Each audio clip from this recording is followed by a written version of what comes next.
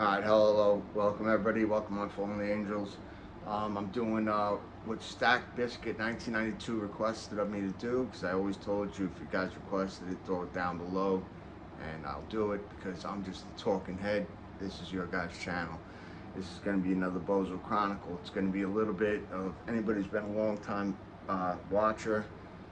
Uh, is going to notice that some of this part of the story, some part of the story has been used in other videos. You know, when I told small parts of the tale, this is going to be the whole thing. Sorry about the way I talk, but I have you know, the earring gone, and I pierced both my nostrils and my tongue, so it's a little swollen. Even though it's been pierced, that's been pierced, but just newly done. I'm gonna tell you BOZO Chronicle. I'll tell you how I wound up coming homeless for that year, and everything that led up to it. It all started when I came home, you know, from prison, and actually came home from the year after I got the TBI. You know, like this part of my skull right here, it's fake. I spent the year in Peconic Bay. I'll actually tell you a little part of that, and I don't know if I ever told you guys that. If I did, then you guys heard this. But when they did the surgeries on me, like to remove the head, and I was in a coma for 2 weeks, and they were seeing if I was going to live. I wasn't even expected to. I was at what hospital? Stony Brook? Brookhaven. Brookhaven. I was at Brookhaven Hospital, and the sheriffs were watching me. And when I came back, after that, I would go to Peconic Bay Hospital, and they have a wing there. It's just for people that are inmates, and it's closed off, and there's COs that watch all the rooms, and inmates get cuffed by their legs to the beds. And when I was at, what is it, one more time? Brookhaven. When I was at Brookhaven Hospital, they removed my skull. I was in a coma for 2 weeks to let my brain expand and stuff like that, and they weren't sure if I was gonna make it, and of course I'm talking, so I did make it. And when I was in the room, they were injecting me with all types of crap, you know, like Dilaudid. They would give me Percocets in between. I was feeling freaking crazy good, and I didn't like it because I used to be a slave to the drug, you know, back then, you know, to not oxys, to heroin. And two sheriffs, I don't know if they were fucking with me or if they're telling me the truth, but the nurses that were working there were being very polite to me, very polite. You know, there was basically only two that came to my room often, and they were being very nice to me and doing a lot of nice things for me. And the sheriffs were, I think they were kind of teasing me, but I'm not sure. They were saying they like me, you know, and I was like, no, they don't. I'm missing a piece of my head right now, my skull. My skull's dented in, you know. No, they don't, you know. Stop pulling my leg. I don't want to hear this shit. I'm not stupid. So I went to Peconic Bay, and it took me a while, but I healed. My brain went down to the right size, and I went back there. I went back to that hospital to get the skull 3D printed and put onto my head. And they did that, and it worked out successfully. And when I was there, I was talking to, I think I had the same nurses again, or they remembered me from last time. If they weren't the same nurses, they remembered me from last time, but my memory fails me. That's why I'm not doing BOZO Chronicles so much, because I'll never lie. Like you'll see on the comment on the last video about the guy who asked, said it's just hard because I can't remember everything, and I'll never lie, even if it's a believable BOZO Chronicle, ever. Not for views, not for anything, so I'll always tell the truth here. But so that's why I have a hard time coming up with them as often as I used to. But these two nurses were coming in a lot, and I noticed at this time, they'll be not very nice to me, and coming in often, and I got close to them, and they see the sheriffs that were there watching me. They were saying the same thing. They weren't the same two sheriffs.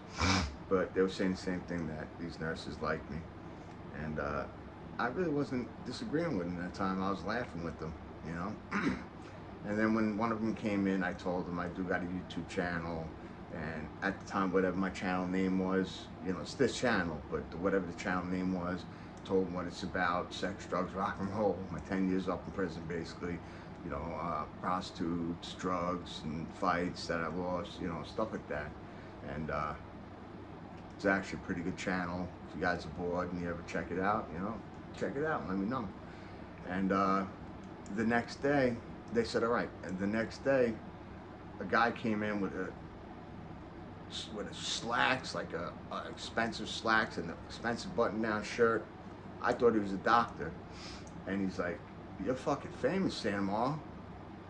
My fucking heart dropped into my stomach. I said, what the fuck are you talking about?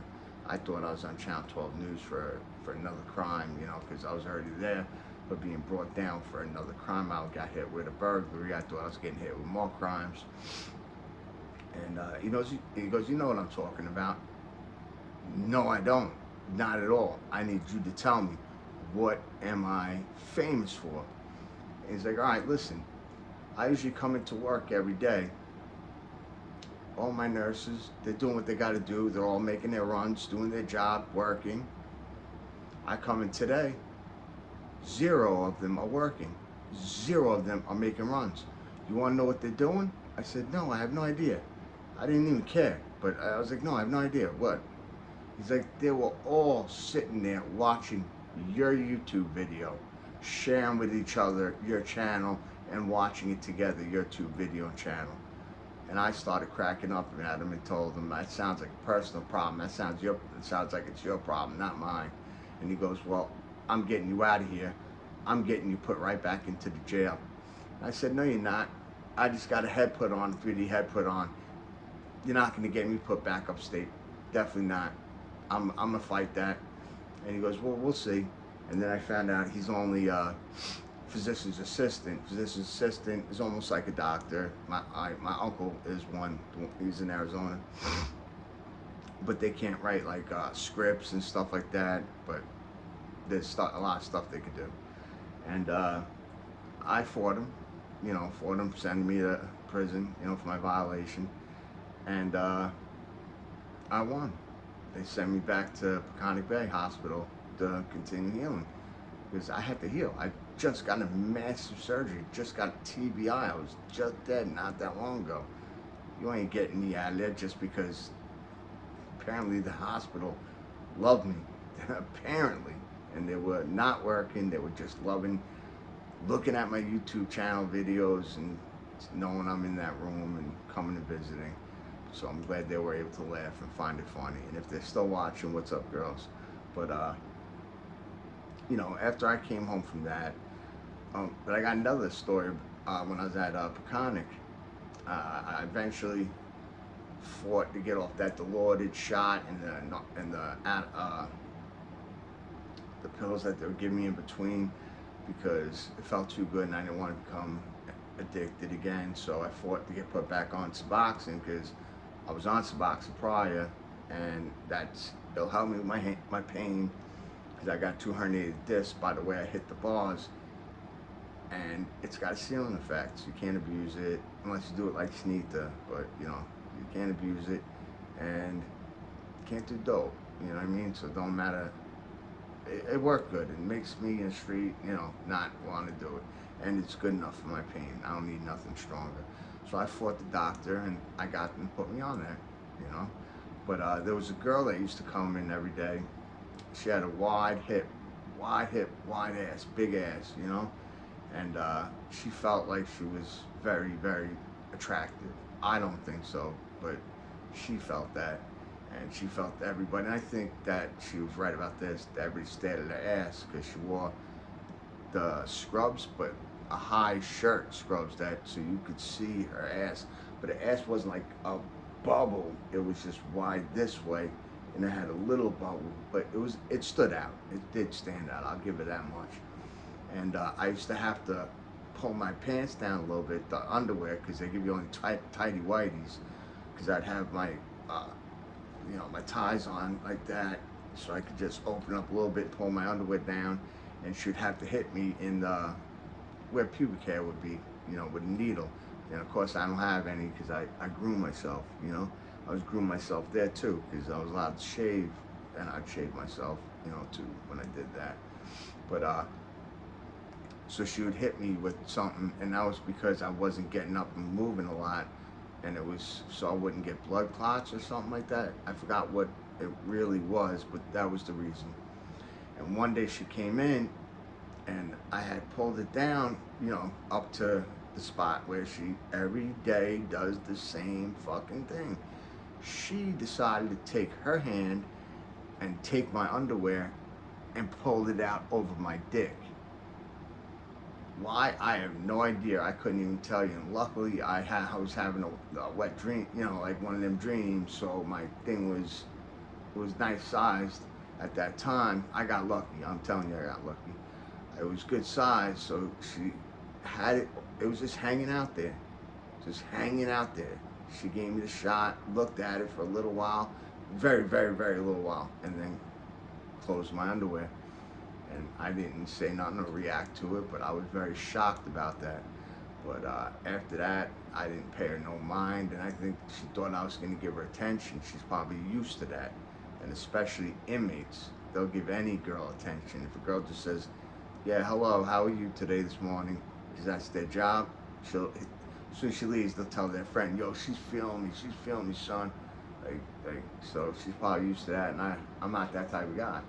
I'm not feeding into anything like that. If I'm not feeling you, I'm not even trying to let you feel good by me talking to you.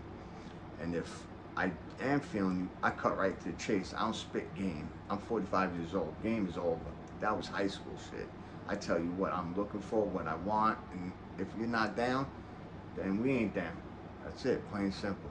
But I left that place, I went home, and you know, I got this girl, and I made a video about it. She was my first girlfriend I had since I left, because I had a hard time getting girls, because not because of my surgery, because I would tell them everything about me. I'd tell them the truth up front. You know, 10 years in prison, I used to rob, you know, I used to do drugs, blah, blah, blah, blah, blah, all my past. I tell them, but I straightened up. I learned my lesson, you know, and I'm not gonna lie to you, I don't know you, so I can't tell you I love you or I'm having feelings for you, but I am infatuated with you by the way you look. And I would like to hang out with you and maybe become friends with you. And we'll see what happens from there. Neither of us know anything that will happen from there. Maybe we'll both enjoy our company, maybe we won't. But we'll take it from the first day. We'll see what happens. And a lot of times it seemed like I was too much to handle, and I wouldn't get hit back, or it just wouldn't happen, you know. But I got a girl, and I owned my own store for a little while, because I got a $10 million lawsuit. I took out $7 grand from it to start my own business and stuff. It failed. I ain't gonna lie, it failed. I had my own website, all that shit. FoundDesires.net or some shit like that. I had Gucci stuff, MCM, Michael Kors, Burberry, you know, Leon Lux energy boots, Gucci, the leather ones. They were $1,000. You know, I still have my Burberry watch and my Michael Kors watch, one of them, and my Gucci necklace. Those I kept those three. But I had a lot of stuff, a real lot. And it was during COVID. I failed. I literally failed. The business failed and crumbled. But after, you know, when I was with her, I'd be giving her gifts, like wallets, the female wallets. You know, every time I seen her, I'd always give her a gift, and I'd pay for everything. You know, I'd pay for movies, I'd pay for dinner, I'd pay for everything. Everything we did, I paid for it. Paid for it all. Not because she was getting me or getting me to do it. That's what I do. That's what I think a man should do. Like, if you're taking a woman out, I think you should be making the attempt to make them feel great. You know what I mean? Like, be feeling you. If you're making them pay their half of the bill, to me, that's awkward. I don't know. Everybody's different though. But after a while, I started feeling, it didn't even take long, I started feeling like I was the guy that she was seeing because she was cheating on another guy, her main guy. I felt like I was the mistress, if you want to say it the other way around. And I'm nobody's number two. Nobody's. I'm not the one you're gonna think you're trading up to and you're just making a decision right now. Once I thought I felt that, I dubbed her. I cut her out. But we fucked one night at a hotel, and I could last forever. Like, babe, my babe's right here. I said it in my videos, but I'll get a cosign here. I fucked her 8 times. I mean 8 times. I fucked her for 8 hours, 2 times, like 2 days in a row, with zero help. No pills, no gin dick, no nothing. Am I telling the truth or lying, babe? Telling the truth. See? So, I can do something that I think nobody on this planet could fucking do. I can control my stamina. You know what I mean? So I can last a long time. I started fucking, I fucked her for 6 hours, not her, the girl, for 6 hours. And she was like, yo, I'm out of it right now. Can we please just take a break and we'll finish in a little bit? I'm like, yeah, all right. You know, of course. I'm not gonna tell a person no. We passed out because we were drunk, and we woke up the next day and we left. But then I started catching the feeling that I'm the number 2 and she's making the decision. And I just dubbed her. I just said, yo, you're done. She was working at like Planet Fitness, so the guy might have been 2, or it might have been one of the guys who worked out. I didn't really care. She wasn't all that looking. She wasn't all that good looking. She looked like Ellen DeGeneres, almost, when she was younger. But so I got rid of her. But that was my first, girl from after the prison. But after that, after a while, I went to this program called Outreach House, where I lived on my own, and I didn't have a problem. I didn't have parole no more either, because I got a day. I did a day good. A day came off the back end, so I only had half parole time, and I got off paper, so I didn't have the curfew no more. I didn't have nobody. I didn't have to be in before little kids had to be in. No urines. I can do my own thing now, and now I'm in a bachelor pad, and staff was only there for like a few hours a day, and they would leave, and there was only 2 other guys, so it was a bachelor pad. So I would scare the guy next to me, this black dude. He always would be ready, because I would always be trying to fight him, and he knew I had a fuse like this big, so he would smoke me out. I'm saying smoke me the fuck out. Just when he felt like if I was getting mad at him and he didn't want that feeling of nervousness, he would smoke me out, and I'd go back in my room. Even when my girl moved in, he was still doing that. She's seen the other shit that I'll tell you later. But the guy upstairs, he was slow. He wasn't special needs completely, but he was slow, very slow, man. But I loved him. His name was Augustine. He was a great guy, great guy. He was definitely cool as hell. And she remembers him. She likes him too. She thought he was cool. But it was funny. I had my own camera, and I hooked it up to my door that watched the door from the front door, because I could see then anybody who came into my room, because I had changed the lock on the door to where only I had the key to it. And it was one of those things where you could put the combo in or the key. And I put the camera on. It was funny, and I caught me because he accidentally, or on purpose, we drove him to cash his check, and I bought stuff in Natasha, and we went in our room, and I came back out to grab the stuff, and it wasn't there. And I asked him, he was already in his group meeting with, his counsel. We had a male at that time. And I was like, do you know what happened to the soda and blah, blah, blah, the stuff that we bought? Because it was on the table, it's not there. And he said, no. I know when I'm being lied to and even placated to. Placating is foundation of truth sprinkled with icing of lies and sprinkles of white lies too, or just that. I know when either of those two are happening. I can see it, and it's not with my eyes. It's like a Spider-Man sense, it's like a spider sense. I'm hyper aware. I'll explain all that later. But I decided to look in his closet, his cabinet, in the kitchen. Lo and behold, it was there. So I started flipping on him when he was with the counsel, having his one-on-one, calling him a pedo, because he took the email address of my daughter's friend, because I had my daughter come in. Something happened with my daughter and her boyfriend, and I was sleeping. He was hanging out with all of them, and he got the email or some shit, and he made a fake account on Facebook, and they were all not all, but they were underage. They were like at that borderline, and there's a good chance my daughter might have said "What's up," thinking it's a friend because it's that email. He might have used that name. So I wanted to kill him for that, but I wasn't gonna because of his mind. You know, I don't think he's capable of being a PDF file or whatever. But I still didn't like it, so I started calling him a pedo. I'll fuck you up, all in front of staff. But staff did nothing, and then when the staff left, I used to put all chairs by his door. So when he opened the door, all these chairs would fall into his room and on him and stuff like that. But when he came downstairs, I picked him up and slammed him from behind me onto the carpet. And I had it on camera, and I got him up. He weighed a lot, and I stomped on him a little bit. And I ain't gonna lie, he was built like the thing from the Fantastic Four. He's built like a brick house. I told him he was too. You know, I gave him credit where credit due. But he learned his lesson. You know, I didn't touch him after that. There was no need for it, you know. And there was this girl there, though. Her name is MONIQUE SOUZA. So remember that if you guys want to look her up on Google, LinkedIn, or wherever. She's everywhere. I think she's in Facebook and stuff. She was 21 at the time. She was the house counselor, mine, Augustine's, and the guy Mike's. Augustine thought they were married. That's how his mind was. He loved her, would do anything for her. Mike didn't care. He didn't even care to shower. He showered 3 times probably the whole time he was there.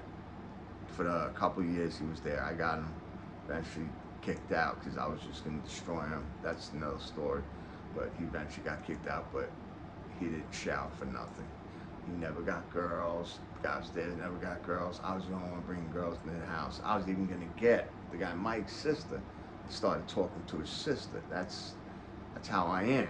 It was a bachelor pad and we had freedom, but they weren't taking advantage of it. Shit, I was taking every bit of advantage, and that house became my house. Had them all scared of me. Not saying I'm a big guy or I'm flexing right now, but I had a real short fuse and I was ready to do whatever the fuck had to be done. So they weren't. So they were giving me my space, you know what I mean? Like, they didn't want it, so I had to run the house. It was my house, and the guy would smoke me out anytime he felt that there was any tension between us.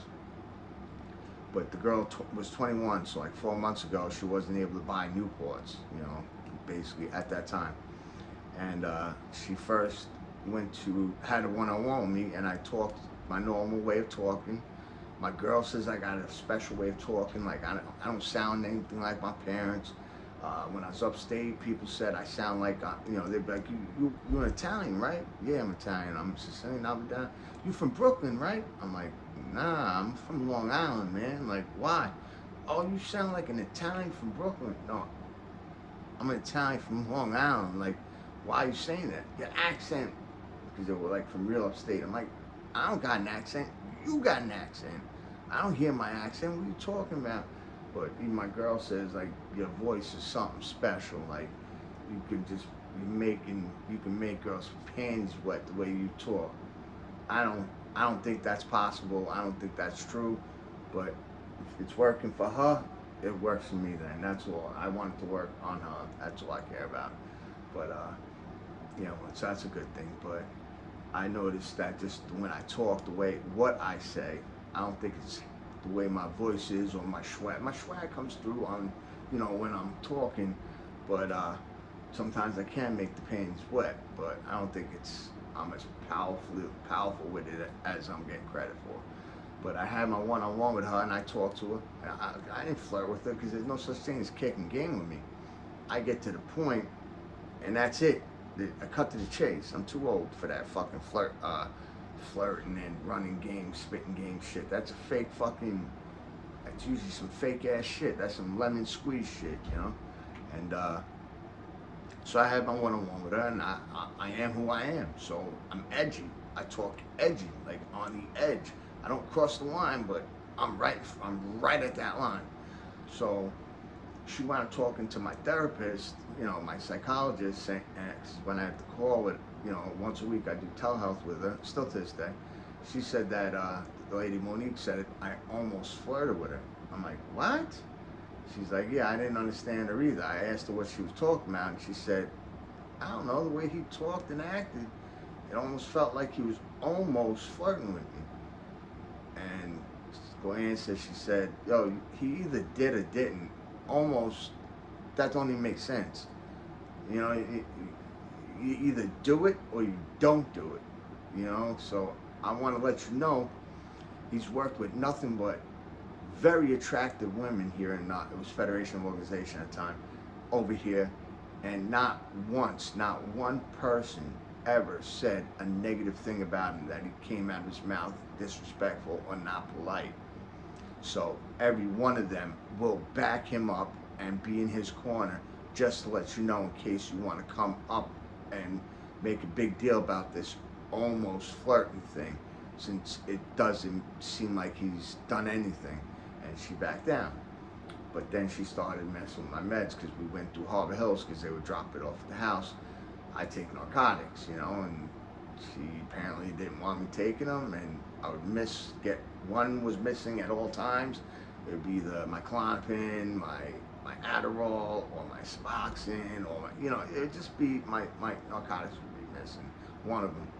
And I keep saying something to her, because she was the house counselor, and one-on-one, she would count my stuff once a week. Then I got bi-weekly, and then I was once monthly. And she was saying that it was my doctor, my psychiatrist, Shiloh, and I could tell when I'm being lied to. So I was being lied to. I wasn't even being placated, straight up lied to. I was like, so you're telling me that a lady that went to school, passed with high grades, that went to a good, great college, got great grades in college, probably went to the med school and did all the stuff she had to do to get the credentials to be in the position she got, and she's been working for 20, 25 years or whatever it is. I'm taking a guess, but from her age, that's what I'm getting. And you're saying now, I've had it for years, never had a problem. You're saying now she's becoming senile, and she's not looking at a keyboard and forgetting what meds I've been on since 2000. Like, tell me the fucking truth. I know it was you, so just tell me the truth. It's not a big deal, but until I get the truth, I'm gonna be pissed off, because you're lying to me. You're treating me like I'm a lemon, and I don't like that. I don't have that coming to me. And she kept going with that story, and I kept having to fix my meds, having them rewrite scripts and do all this shit for like 2 weeks. I got it all fixed, and I approached her again. I said, yo, like, what's the deal? You done with your lying? You ready to tell the truth? Like, what's the deal? And she came in my room. She's like, all right, I'll tell you. She's like, it's Harbor Hills. Harbor Hills was really doing it. I didn't want to tell you. Now I was pissed off, because that was even a worse lie. I said, so you're trying to tell me I'm too stupid that I don't even know my own laws? You think that I'm someone who doesn't know my own laws?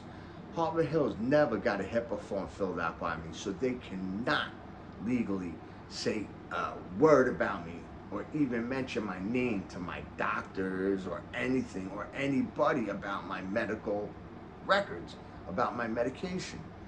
So you're saying that company that you guys use committed a felony. They broke my HIPAA rights. I don't believe you. I don't think they care. They just fill meds. They don't have the knowledge to say what they feel people should be on and not on, and combined and blah, blah, blah. And, long story short, I got to tell the truth. A little bit after that, she admitted it was her in my room. And I said, well, I knew from day one, and I promise you, once you told me the truth, I wouldn't react fucked up. I just was getting pissed off by being lied to. You told the truth, took you long enough. Now maybe you can sleep better at night knowing you're not being a fucking asshole and lying to someone who knows, who could call your bluff like a motherfucker, because you got to tell that you don't even know about. And I was like, now it'll never come out of my mouth again. I already been fixed it. I get my meds. You're not that good. You're not as good as you think. We're good though. And then from that point, she wanted the dick. She wanted the dick bad. I started going out with her, hanging out with her off the property. She would take me in her car. She wouldn't take the other guys, not even to cash their checks, but she did with me. And I would go out to McDonald's with her, just places to hang out. Not for the whole day, just a couple places, 3 hours at the most, 3 hours, most, and then come back. And I never fucked her. I never got head. I'm being honest with you guys, but I did kiss her a number of times. You know, that's as far as we got. You know, I can kiss her whenever I want. Kiss her on the neck, face, you know, whatever I wanted to do. But that's as far as we got at that time. And then I'd talk about it when I came back. The guy Mike. I wouldn't talk about it with Mr. Jealous up there, the husband. He would have told on me, and shit would have been put to stop. I told Mike, after we do this one more time, that 5th time that we go out, I'm gonna tell her I'm renting a hotel room. It's on me, and we're gonna fuck. And I'm gonna bring you somewhere where you feel you are inches away from shaking hands with the God with a capital G, because I'm gonna show you what heaven really feels like, because you're gonna be with me, and I have a certain set of skills. And, you know, I eat ass, I eat pussy, I talk that talk, I communicate during sex, because you gotta. I think if you're quiet and silent, that's awkward. I'd be awkward, and it'd just be awkward to me and cringy, you know what I mean? You gotta talk to find out what that girl is into as well, and what position makes them feel good, feel better, and do that talk. Some of them like aggression, where you do the fake choke, you know, like stay there, bitch, I got you, or daddy, you know what I'm saying. You play around, you talk, and the sex is better. I could talk a girl into an orgasm, let alone the way I can go and how long I can go. I could talk a girl into an orgasm, motherfucker. But so that was the plan. And then the 6th day we were gonna do it. But I was also, you know, talking to Michael's sister, and I was gonna be fucking his sister, and you know, the black dude that was next door to me. But I found my future wife, mother of my son, my caretaker, my manager for this channel, love of my life, Natasha, on Facebook dating. I already told her my whole history, you know, because I didn't want her to. I wanted her to make the choice if she wanted to do the relationship, not have her catch feelings for me, and then I tell her my past. Now she already has feelings for me. I kind of made that decision. I didn't even think that would have been right. So she was all right with it all, you know. And like I said, the first day she came over, gave her heaven for 8 hours. She never got the ass eaten. I'm not gonna go too much into it because it's the love of my life. I ain't putting everything out there, but that's for me. That's something I do for me, and I'm just lucky girls love that, because I don't do it for the girls. I do it because I love it, and they could watch a movie sitting on my face. Don't worry, watch the movie. Let me just do what I do down here. I love it, you know.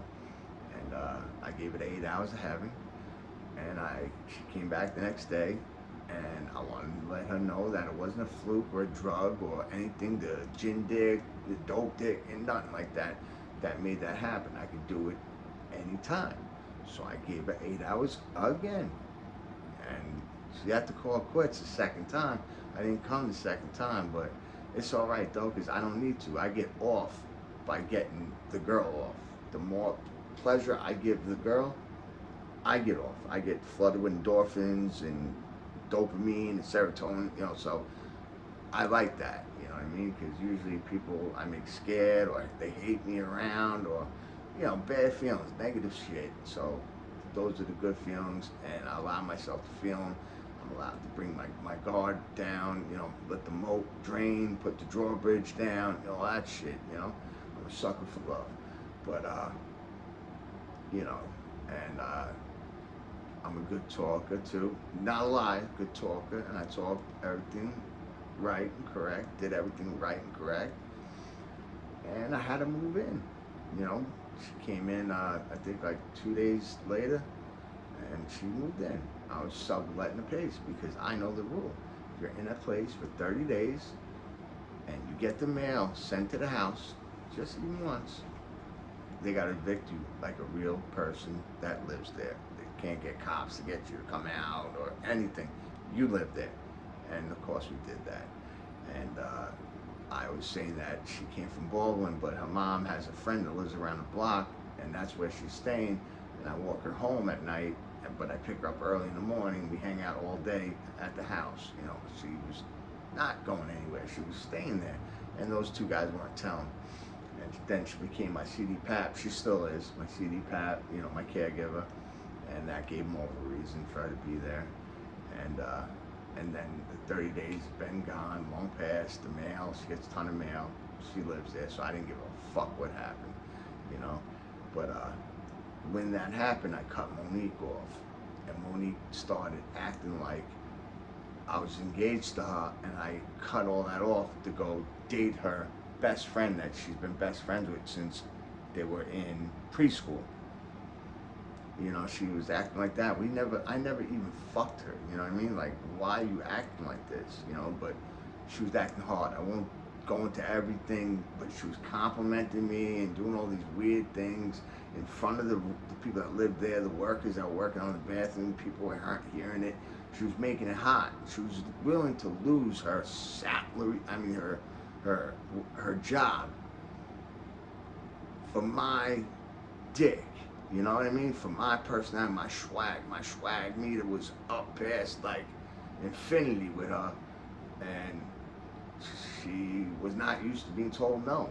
But I got her knocking on my door, and I was on the phone with her because she was, you know, working at Home Depot right by the house, and she was on break, and I said, yo, Monique's trying to come in again, man. Let me get this bitch away from the door. So I answered the door because she wanted to come in. I said, no, you're not coming in. We'll talk out here in the open.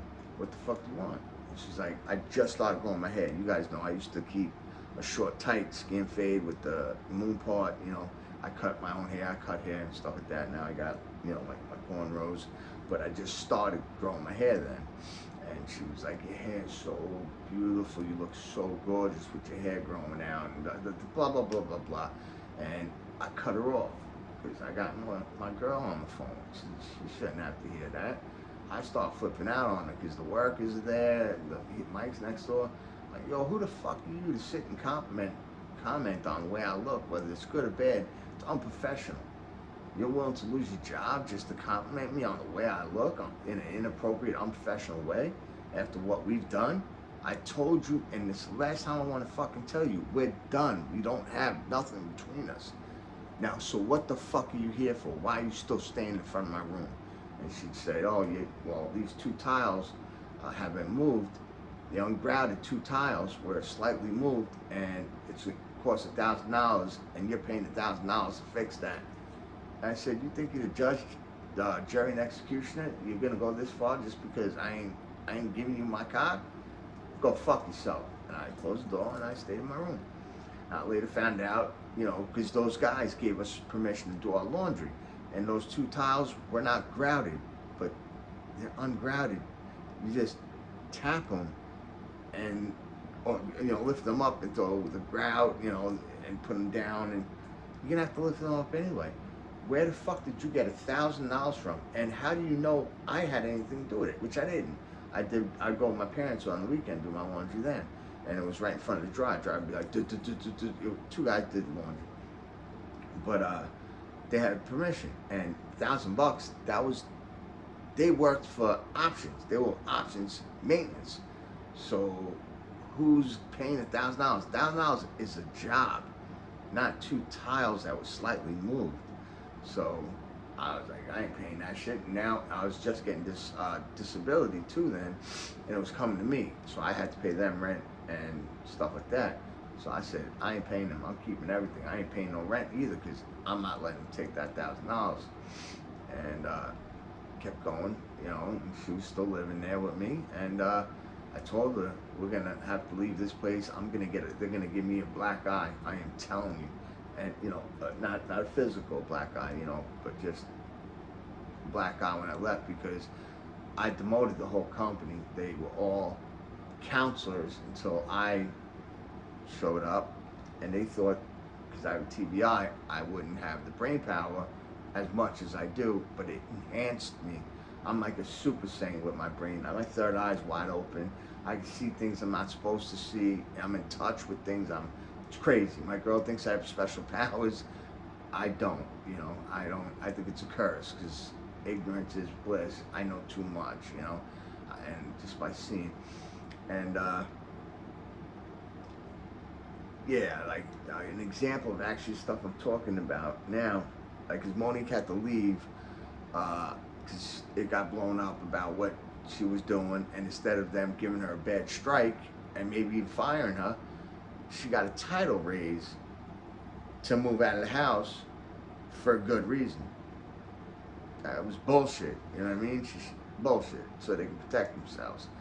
But I didn't care. But the workers that they had to do all the work, I'm a plumber. I've been a plumber my whole life, pretty much. They didn't get inspection or I forgot what it's called. The right to do it. They didn't have a right to do that work in the bathroom and tile work and all that, and they didn't get inspected. Permit. They didn't get the permit or it inspected, and it's a state building, state house. So you have special things that aren't regular housing rules. So I could have got them fucked, massively fined, but I didn't. But I had them, believe me, I had them.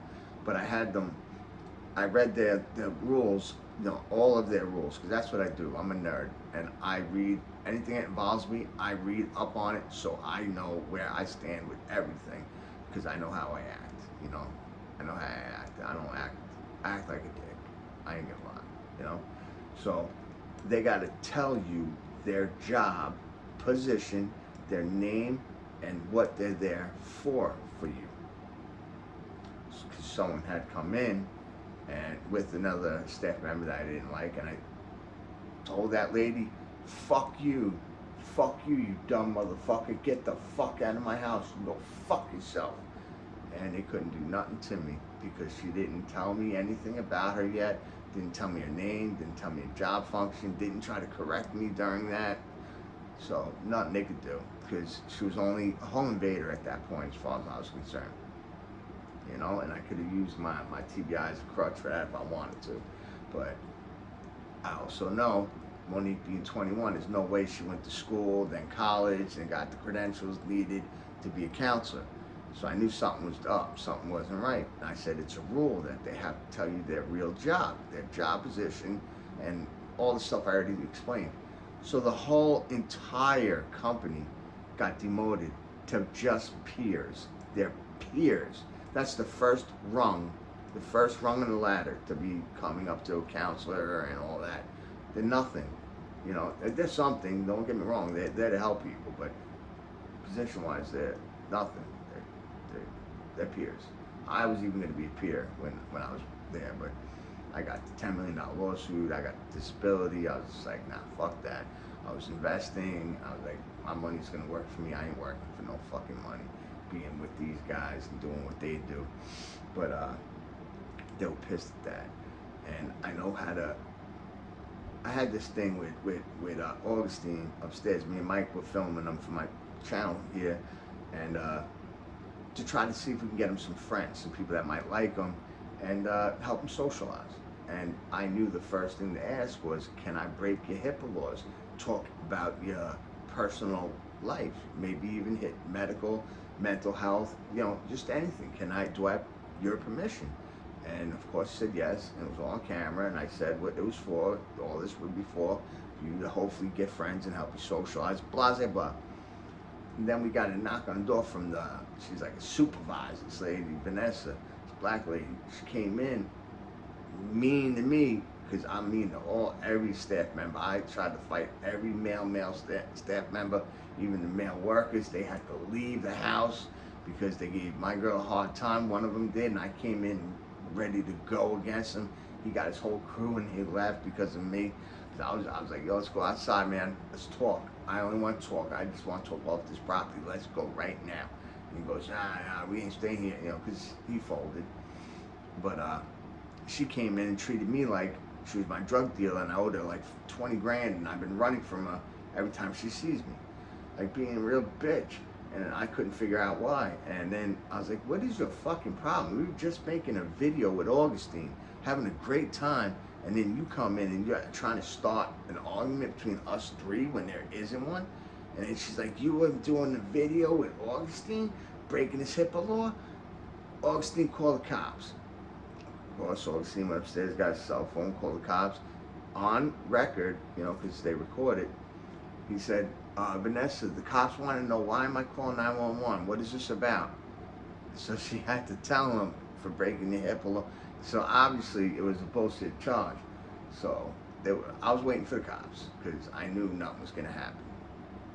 And I said, you already told me and Mike that he's stupid, ignorant, and can be very manipulated easily. So you broke his HIPAA law rights. You broke them yourself, but you already said he was easy to be manipulated, and you manipulated him. Got him to call the cops. I congratulate you. You can manipulate a person that is not too bright, that's easily, as you said, to be manipulated. So now let me say this. If I sleep in my bed tonight, don't sleep in my bed tonight, because you got me out of here for even just one night. Just got me out of here by through the cops or for rules or whatever. You got power. I will give you utmost respect with your power, but understand this about me. You manipulated a person and probably are feeling yourself. I manipulate my own goddamn reality, and that is more than one person. That's everybody involved in my reality. I plant seeds in people's heads that I might need months in the future. I know how to remember my lies, which nobody does. And I know feelings to act, to rehash my lies or to make them seem that more believable. And if I cry, it's never crocodile tears, it's real tears, you know. I was like, it's a lot harder to do what I do than what you do. And I control my own reality, and you just manipulated one person. So if I do sleep in my bed after the way I talk to you, because I talked as I went hoarse. I was screaming at her, get out of my face, you're intimidating me, with my hands in my pocket so she couldn't get me for being aggressive, and I didn't say S my D, you know, so she couldn't get me for some fake sexual harassment. And that guy, Noel, our new counsel, was there, and he would tell the truth. He would say none of that happened if she tried to lie, so I knew I was safe. But I was like, after what I just did to you, the way I spoke to you in front of your own staff, not a soul talked to you like that. So now you gotta live with that. And if I sleep in my bed tonight, which I know I will, you can from this point on call me Lord, God, with a capital G, ruler, give me the crown, anything like that. Because, come on now, you know what happened.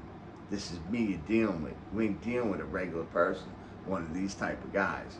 I may have traumatic brain injury, but I'm a super sane when it comes to what it did to me. It helped me out, opened up something. And this something, you got me set off, and I guarantee all this work you're pulling off is for nothing. So I waited for the cops to come. It was warm out. I waited outside when they talked. He said, there's nothing I could do. I can't arrest him. He didn't break the law. He did not break the law, man. There's nothing I could do. When I heard that, I started dancing, you know, on the lawn and screaming, oh shit, you know, so pissing her off. So she left. I even got, see, what I do is I'll teach you guys one thing. One thing is, what I do too is, when I plant seeds or if I'm manipulating people, one thing you got to try to do is not let them know you're pushing them in any direction or to go down a certain road. A road is a decision. Go down a certain road, because if they get that idea, they'll feel you're doing it. You're trying to manipulate them. So they'll feel they got over on you because they know what you're attempting to do, and then they'll try to attack you, whether it's mental warfare or do something at your job, whatever the case may be. So what I do, and it's very hard to do, but I'm a pro at it, my girl will tell you, is I let people have their freedom of, what is it called, babe? Freedom of what? Choice? Freedom of choice. So I give them the illusion, actually, that they still have the freedom of choice.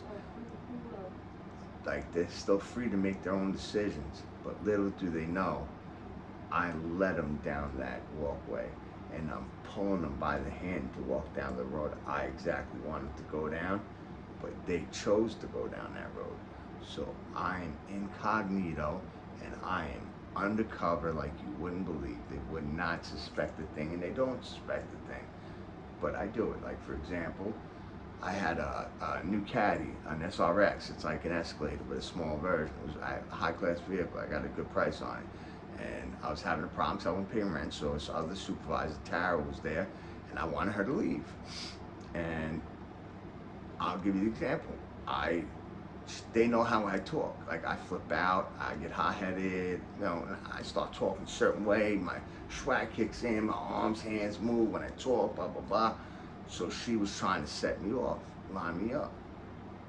I knew that. I seen that coming. I seen that a mile away. So I said, listen, I give it the opposite. I said, listen, I know what you're going through. You're going through emotions. You got to, in your position, separate emotions from facts. You should be just dealing with facts. I know you've seen the driveway, what car I'm driving. I'm driving a very high-class car. And I'm what you call a loser, a low-life scumbag, you know, whatever someone's parents might say to their daughter if they were dating. And yet I have that vehicle.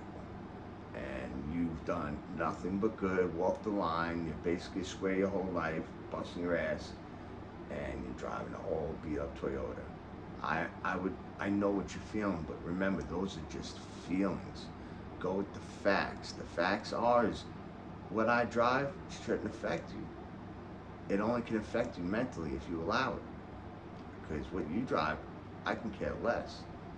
I never gave a damn about what you drive. You drive a freaking Ferrari, I can care less.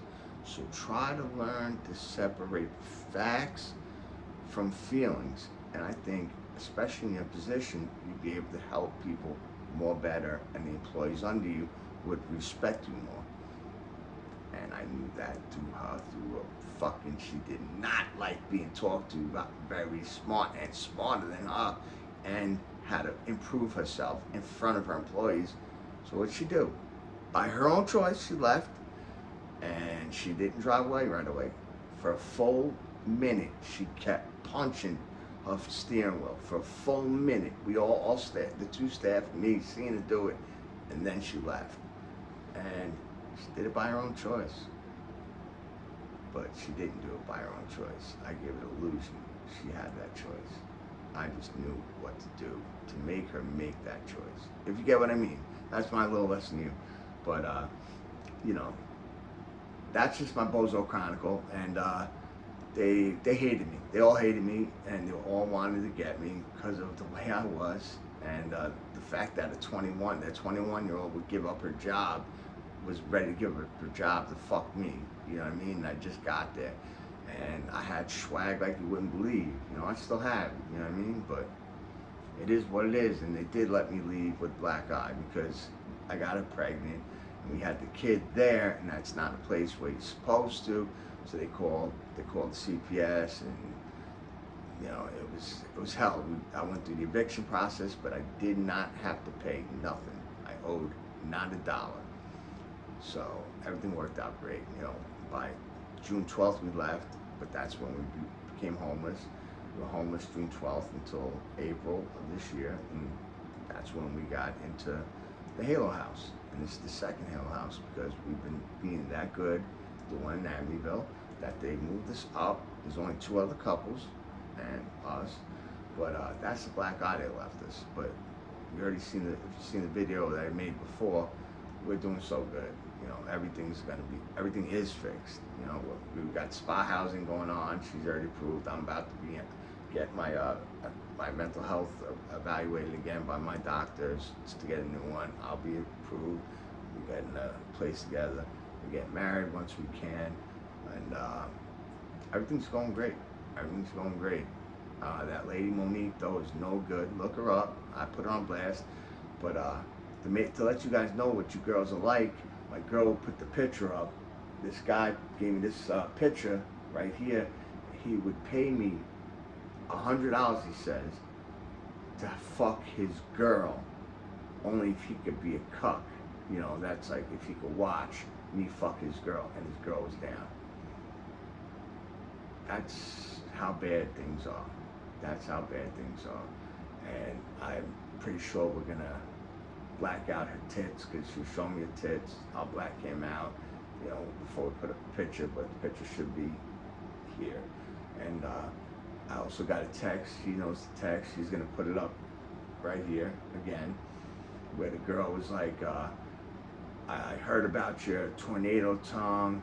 Can you meet me at Smith Haven Mall? Make me come, daddy. You know, all this stuff. Whatever the text says. I don't know who the fuck that is, but I just know you girls be talking amongst each other worse than you guys, us guys do. So stop your shit. But that was the BOZO Chronicle. It's been about an hour. I'm going back to doing my reaction videos. So I got another one coming tomorrow.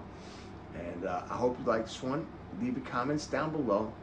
Fucking hit the like button. Finally, takes a second. Subscribe if you haven't. It takes only a second. I'm trying to get monetized. Let's do this. And if you want any videos, write it down below and I will do it for you. Like any videos you want me to react to or prison story you want me to talk about, I'll do it. It's your guys' channel. I'm Talking Ed. I'm nobody. So I'll talk to you later. All right, fallen angels. Talk to you guys later.